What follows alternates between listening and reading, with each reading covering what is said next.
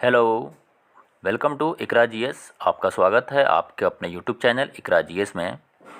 आज हम डिस्कस करेंगे सबसे इम्पोर्टेंट बात पे कि बीपीएससी टीआरई 3.0 पास करने का सबसे आसान तरीका। ठीक है, क्या आसान तरीका हो सकता है? हमने इसका विश्लेषण किया है, ठीक है, और काफ़ी इस पर अध्ययन किया। उसके बाद ये वीडियो हम बना रहे हैं। हम आज 3 पॉइंट पर चर्चा करेंगे। पहला पॉइंट है कि कम समय में सिलेबस पूरा कैसे करें। ठीक है ना, कि सिलेबस को कैसे पूरा करें हम। दूसरा पॉइंट पे चर्चा करेंगे कि क्या पढ़ें और क्या छोड़ें। फिर तीसरा पॉइंट है टाइम मैनेजमेंट, कि टाइम मैनेजमेंट कैसे, क्योंकि काफ़ी कम समय मिला है बीपीएससी टीआरई 3.0 को आपको एग्ज़ाम देने मिले। ठीक है, अप्रॉक्स आपको 30 से 35 दिन का समय मिला हुआ है एग्ज़ाम देने का।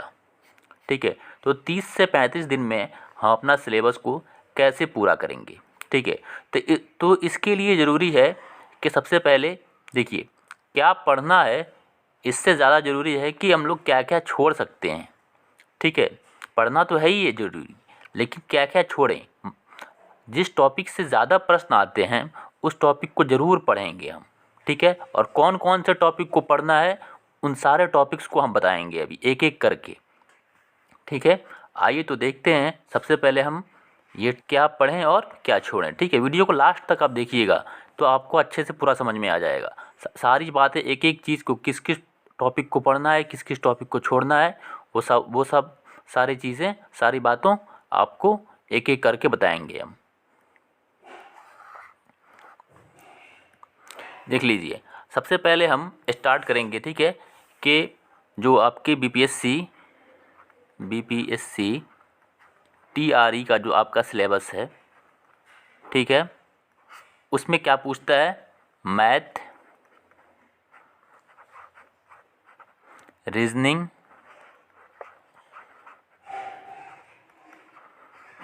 ठीक है, उसके बाद आपका पूछेगा हिस्ट्री, फिर पॉलिटी, फिर आपका पूछेगा साइंस। साइंस में आपका फिजिक्स, केमिस्ट्री, बायो तीनों आ गया। फिर आपका पूछेगा जियोग्राफी, ठीक है, तो और इकोनॉमिक्स। ठीक है, तो इन सारे टॉपिक्स को हम कैसे कवर करेंगे और कम समय में कैसे कवर करेंगे, तो इसके लिए ज़रूरी है हमें कि किन टॉपिक्स पे ज़्यादा ध्यान देना है, किन टॉपिक्स पे कम ध्यान देना है। ठीक है, तो आइए हम देखते हैं एक एक करके। देखिए, अगर आप मैथ बैकग्राउंड से हैं, अगर आपका मैथ सही है, बेसिक मैथ्स आपको आता है, ठीक है, बेसिक मैथ की जानकारी आपको है, तो बेशक आप मैथ उसमें आप करके जाइएगा। ठीक है ना, तो मैथ में आप कर लीजिएगा एलसीएम वगैरह, एलसीएम, एचसीएफ, ठीक है, परसेंटेज,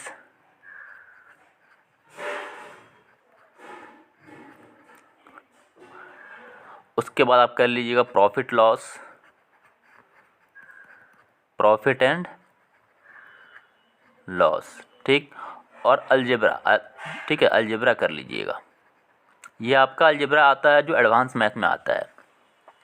बाकी LCM, percentage, profit loss and इससे अलजेब्रा से, और आपका एक आता है मिक्सचर, ठीक है, ratio and proportion, ratio and proportion.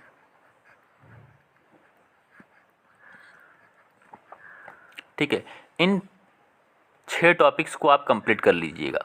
Maths में अगर अगर मीन्स अगर आपका मैथ बेसिक मैथ ठीक है तो इन आप 6 टॉपिक्स को पढ़ के जाइएगा। अगर बेसिक मैथ भी ठीक नहीं है, आपका मैथ बैकग्राउंड से नहीं है आप, तो क्या कीजिएगा, आप मैथ के सिर्फ फॉर्मूले वगैरह रट लीजिएगा। उस पर अगर क्वेश्चन पूछ दे तो आप उसको कर पाएँ, ठीक है, वरना मैथ को छोड़ दीजिएगा आप। रीजनिंग बहुत हार्ड लेवल का नहीं पूछता है, रीजनिंग इसमें बेसिक लेवल का पूछता है। ठीक है, तो इसलिए रीजनिंग के क्वेश्चंस को आप आसानी से कर लीजिएगा। इसमें मान लीजिए कि दिन के अगर आप 6 घंटे दे रहे हैं, ठीक है, दिन के अगर आप 6 घंटे दे रहे हैं तो आप पर डे रीजनिंग पे हाफ आवर दीजिए। ठीक है, कितने घंटे दीजिए? हाफ आवर दीजिएगा पर डे, तो आपका रीजनिंग कंप्लीट हो जाएगा। और इसमें से मेन टॉपिक जो होंगे उसको अभी हम डिस्कस करेंगे।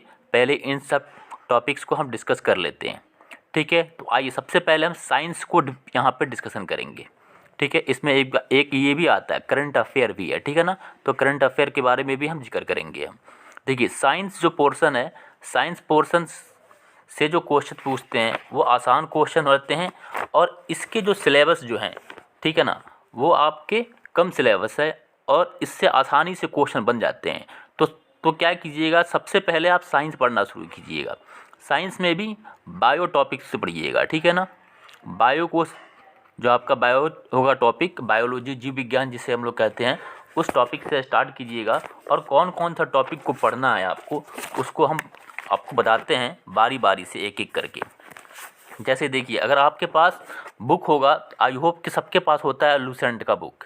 लूसेंट बुक जो होता है, जितने भी विद्यार्थी तैयारी करते हैं लूसेंट बुक होता है उनके पास। अब तो ये पूरा SCERT या फिर NCERT पढ़ने का टाइम नहीं है 30 दिनों के अंदर में, ठीक है ना। तो इसलिए अब बेहतर रहेगा कि आप लूसेंट बुक से तैयारी कीजिए, ठीक है। जो आपके टॉपिक्स हैं उनके नाम बता देते हैं कि आपका हो जाएगा टॉपिक्स जो है। देखिए जीव विज्ञान में जो आपका टॉपिक है तो पादपों का वर्गीकरण, ठीक है ना। उसके बाद हो जाएगा प्रकाश संश्लेषण, ठीक है। और उसके बाद है पादप हार्मोन और पादप रोग, ठीक है। मोस्ट इम्पॉर्टेंट टॉपिक जो आपका हो जाएगा पोषक पदार्थ, ठीक है, और मानव रोग और पोषक पदार्थ, जिसमें आपके विटामिन्स वगैरह आते हैं। विटामिन से, ठीक है ना, विटामिन जो आपका टॉपिक है बायोलॉजी का विटामिन टॉपिक, ठीक है। इससे एक प्रश्न रहता ही रहता है, ठीक है ना। आपके विटामिन्स के साइंटिफिक नेम पूछ देगा, या फिर किस विटामिन की कमी से कौन सा रोग होता है ये क्वेश्चन पूछ देगा, ठीक है। तो इस टाइप्स के आप जो प्रश्न है, विटामिन जो टॉपिक है उसको ज़रूर करके जाइएगा। रोग वाला जो है, ठीक है ना, कि रोग से संबंधित जो है, मानव रोग से संबंधित कि आपकी बैक्टीरिया से कौन सा रोग होता है और आपके विषाणु से कौन सा रोग होगा, ठीक। फिर आपका कवक से कौन सा रोग होता है, ठीक है, फंगस रोग जो होता है। इसी तरह के जो है सारे रोग जो होते हैं उसको आप पढ़ लीजिएगा। और आपके उससे जो भी मानव रक्त जो है, आपका ब्लड ग्रुप वाला जो है, ब्लड ग्रुप से भी पढ़ लीजिएगा, ठीक है ना। ब्लड ग्रुप, मैं अभी बायोलॉजी का सिर्फ बात कर रहा हूँ, बारी बारी से सबके बारे में हम विश्लेषण करेंगे, ठीक है ना। कैसे कैसे पढ़ना है आपको और कैसे आपका एग्ज़ाम आसानी से निकल जाएगा। फिर हम देखते हैं कि, ठीक है, मेन टॉपिक आपके हो गए जीव विज्ञान के, ठीक है ना। आपके जितने टॉपिक्स हम बताए हैं, विटामिन देख लीजिएगा, ब्लड ग्रुप देख लीजिएगा, और एक जो आपका रोग वाला टॉपिक होता है उसको आप देख लीजिएगा, ठीक है। फिर पादपों का वर्गीकरण जो है उसको आप देख लीजिएगा, और आपका हो जाएगा प्रकाश संश्लेषण, इसको देखिएगा, और है जंतु जगत का वर्गीकरण, उसको देखिएगा। ओके, साइंस में बायो का टॉपिक्स कंप्लीट हो गया, ठीक है। फिर आते हैं हम इस पे रसायन विज्ञान पे। तो रसायन में क्या देखिएगा आप, परमाणु संरचना देखिएगा, ठीक है। क्या देखना है आपको रसायन में क्या देखना है आपको, परमाणु संरचना देखना है, ठीक है। इसको हम इरेज कर रहे हैं, आप इसका स्क्रीनशॉट ले लें, ठीक है। अब देखिए रसायन में क्या क्या देखना है हमको, केमिस्ट्री में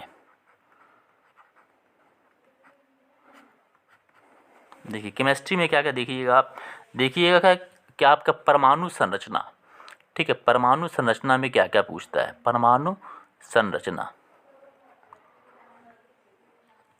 सबसे पहले आपको 1 से लेकर 20 तक, ठीक है ना, 20 तक के तत्वों का नाम याद होना चाहिए, ठीक है। कौन धातु है और कौन अधातु है इसकी पहचान होनी चाहिए। संयोजकता वगैरह आप देख लीजिएगा कि संयोजकता कैसे निकालते हैं। फिर अगर आपका आ गया तत्वों का आवर्त, जो ये होता है आवर्त वर्गीकरण होता है, आवर्त सारणी जो है उसको पढ़ लीजिएगा कि कौन सा तत्व किस ग्रुप का है, इसको आप अच्छे से पढ़ लीजिएगा, ठीक है। फिर आपका आएगा अम्ल, ठीक है, कौन से पदार्थ में कौन सा अम्ल होता है। जैसे आपका चींटी में जब जो आपकी चींटी काटती है तो वो कौन सा अम्ल को इंजेक्ट करता है, ठीक है। तो वो आपका मेथानोइक जो होता है एसिड, मेथानोइक एसिड, उसको वो क्या करता है, इंजेक्ट करता है, छोड़ता है। ठीक है, चींटी जब काटेगी तो क्या होगा, आपकी मेथानोइक मतलब एसिड को इंजेक्ट करता है। उसी तरह पूछ देगा कि नींबू में कौन सा अम्ल होता है। ठीक है, पीएच स्केल से पढ़ लीजिएगा, पीएच स्केल।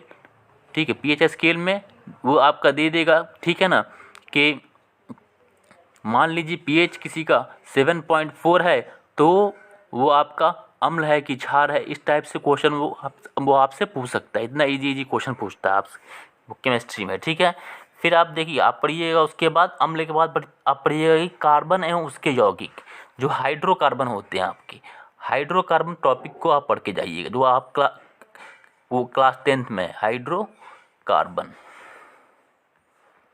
जो आपकी क्लास 10th में पढ़ना है। ठीक है, उसके बाद आप देखिएगा उसमें मिश्र धातु, जो मिश्र धातु होते हैं उसको आप पढ़ के जाइएगा, जैसे ब्रोंज, ब्रास हो गया। ठीक है, और आपका हो गया ये ब्रोंज हो गया, ब्रास हो गया, जर्मन सिल्वर हो गया, ये किन किन धातुओं से मिलकर बने होते हैं। ठीक है, इसको आप ज़रूर पढ़ के जाइएगा, 1 नंबर इससे आपका, ठीक है, हर बार पूछा जाता है। तो इसको आप टॉपिक को करके जाइएगा। भौतिकी टॉपिक को देखते हैं हम।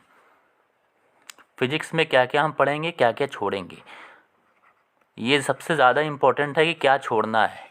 ठीक है ना, वो पढ़ना तो है ही है, लेकिन छोड़ कर क्या क्या चलना है। मालूम चलेगा कि इससे कम नंबर का पूछता है या फिर पूछता भी नहीं है सवाल, और उसको हम दिए हुए हैं टाइम। देखिए, भौतिकी में आप सबसे पहले मात्रक याद कर लीजिएगा कि किसका मात्रक क्या होता है। ठीक है ना, एसआई मात्रक जिसको हम लोग कहते हैं, एसआई मात्रक। इस टॉपिक को आप अच्छे से पढ़िएगा। ठीक है, फिर आप पढ़िएगा इसमें प्रकाश के बारे में। प्रकाश से सवाल इस बार भी पूछा था, बीपीएससी टीआरई 2 में पूछे हुआ था, जो आपका प्रकाश है उससे। ठीक है, फिर ध्वनि तरंग पढ़िएगा, विद्युत धारा को पढ़िएगा, इलेक्ट्रिसिटी को, विद्युत धारा।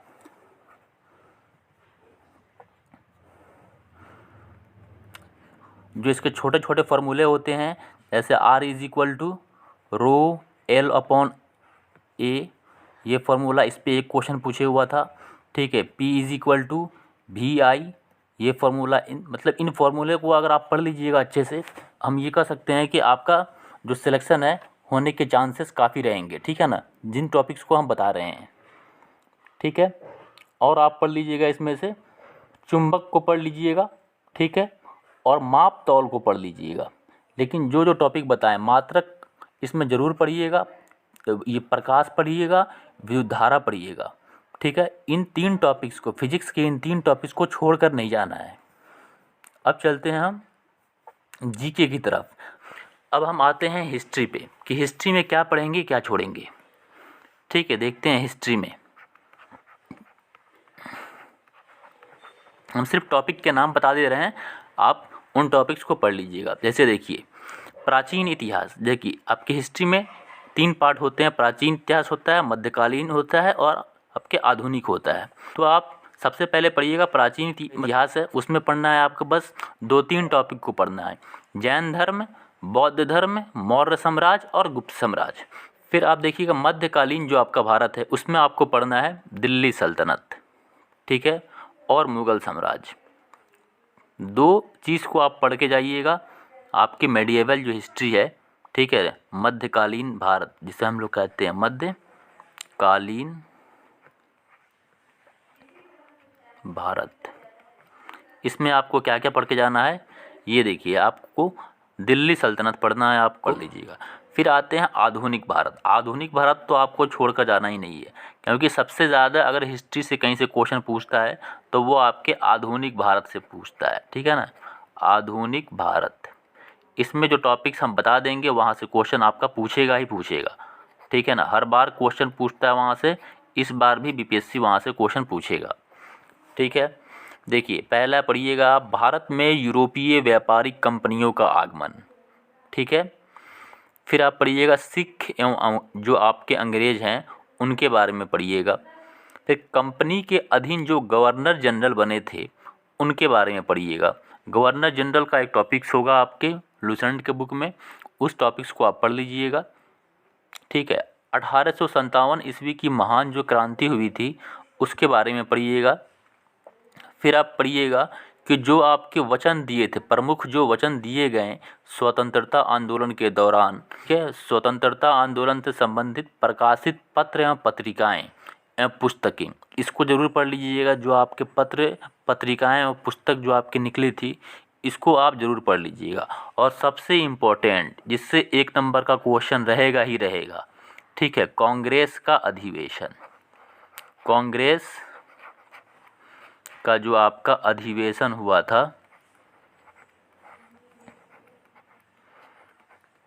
इस टॉपिक्स को आप पढ़ लीजिएगा। जो जो टॉपिक्स हम बता रहे हैं उस टॉपिक्स को आप पढ़ लीजिएगा। वीडियो को एक बार ना हो 2 बार देखिए, लेकिन सारे टॉपिक्स को समझ लीजिएगा, कौन कौन टॉपिक्स हम बोल रहे हैं पढ़ने के लिए। ठीक है, अब देखिए विश्व इतिहास में क्या क्या पढ़ेंगे। विश्व का जो इतिहास है उसमें हमको पढ़ना है जर्मनी का एकीकरण, रूसी क्रांति, प्रथम विश्व युद्ध और द्वितीय विश्व युद्ध। बस 4 टॉपिक पढ़ना है। ठीक है, अब चलते हैं हम भूगोल की तरफ। भूगोल में हमें क्या क्या पढ़ना है। टाइम मैनेजमेंट बताएंगे सबसे लास्ट में कि टाइम मैनेजमेंट क्या है, टाइम मैनेजमेंट से कैसे हमको टाइम मैनेज करना है। अब आते हैं हम ज्योग्राफी पे। ठीक है, ज्योग्राफी में हमको पढ़ना है ब्रह्मांड। ठीक है, उसके बाद सौरमंडल को पढ़ना है। फिर विश्व की प्रमुख जल संधियाँ, जो आपकी जल संधियाँ हुई हैं उसको पढ़ना है। फिर है प्रमुख आपके जो जल डमरू मध्य हैं, विश्व में जो आपके प्रमुख जल डमरू मध्य हैं उसको पढ़ लेना है। विश्व की प्रमुख नदियाँ पढ़ना है और प्रमुख झील के बारे में पढ़ना है और प्रमुख द्वीप। इतने 4-5 टॉपिक बताए हैं विश्व के भूगोल से, तो आपको इनको पढ़ना है। फिर भारत के भूगोल में आते हैं कि भारत के भूगोल में क्या क्या पढ़ना है। तो भारत के भूगोल में भारत की नदियाँ के बारे में पढ़िएगा, भारत की प्रमुख झीलें के बारे में, भारत के प्रमुख जलप्रपात के बारे में, इन तीनों टॉपिक्स को पढ़िएगा। और सबसे इम्पोर्टेंट, जो आपका भारत की जनगणना हुआ था 2011 में, भारत की जनगणना हुई थी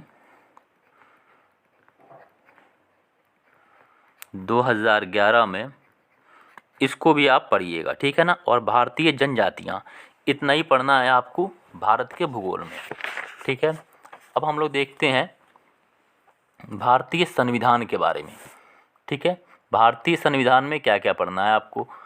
ठीक है, संविधान वाला जो आपका है पॉलिटी को तो आप बिल्कुल छोड़ के नहीं जाइए, क्योंकि पॉलिटी से बिल्कुल आसान क्वेश्चन पूछता है। और अगर आपने पॉलिटी पढ़ा है तो पॉलिटी के क्वेश्चन आपसे छूटेगा नहीं। ठीक है, भले ही आपकी ज्योग्राफी के क्वेश्चन छूट जाए, लेकिन आपने अगर पॉलिटी पढ़ के गए हैं तो पॉलिटी के क्वेश्चन आपसे कभी नहीं छूटेगा। ठीक है, तो देखिए इसमें क्या क्या पढ़ना है कि भारतीय संविधान के विकास का संक्षिप्त जो इतिहास दिया हुआ है, 1-2 पन्ने का है आपके लूसेंट में, उसको पढ़ लीजिएगा। ठीक है, उसके बाद भारतीय संविधान सभा पढ़िएगा। ओके, फिर आपके विदेशी जो स्रोत कि आपके जो भारतीय संविधान के विदेशी स्रोत हैं उसको पढ़ लीजिएगा। ठीक है, नेक्स्ट है आपका कि मूल अधिकार जो आपका है वो पढ़ लीजिएगा। राज्य के नीति निर्देशक सिद्धांत, ठीक है, ये काफ़ी ज़्यादा इम्पोर्टेंट है, इसको पढ़िएगा। मौलिक कर्तव्य को पढ़िएगा, राष्ट्रपति और उपराष्ट्रपति, इन टॉपिक्स को पढ़िएगा आप। फिर संविधान के कुछ जो आपके महत्वपूर्ण अनुच्छेद हैं और उसके प्रमुख जो संशोधन हैं इसको पढ़िएगा।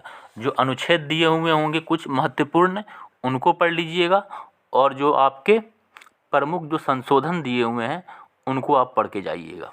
ठीक है, तो आई होप कि आपको सारे टॉपिक्स ये समझ में आ गए होंगे कि क्या पढ़ना है और क्या आपको छोड़ कर जाना है। ठीक है, जो जो टॉपिक्स हम बताए हैं इन टॉपिक्स को आप कवर करके जाइएगा।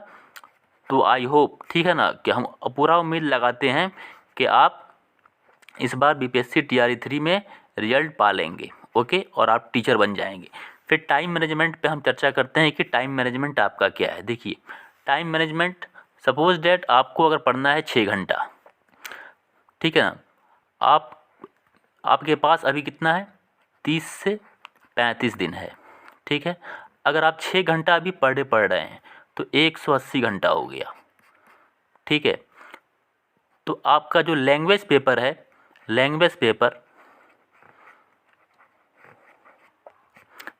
लैंग्वेज पेपर जो है वो सिर्फ आपका क्वालिफाइंग नेचर का होता है, क्वालिफाइंग नेचर है बस, इसका मार्क्स को ऐड नहीं होगा, ठीक है ना।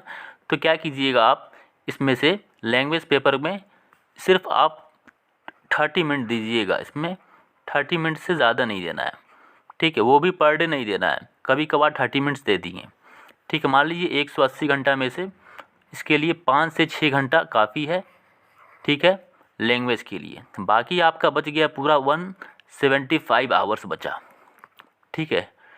तो आप क्या कीजिएगा, सबसे ज़्यादा जो आप टाइम दीजिएगा साइंस पोर्शन में दीजिएगा, क्योंकि साइंस पोर्शन का जो क्वेश्चंस होगा वो आपके बन जाएंगे आसानी से।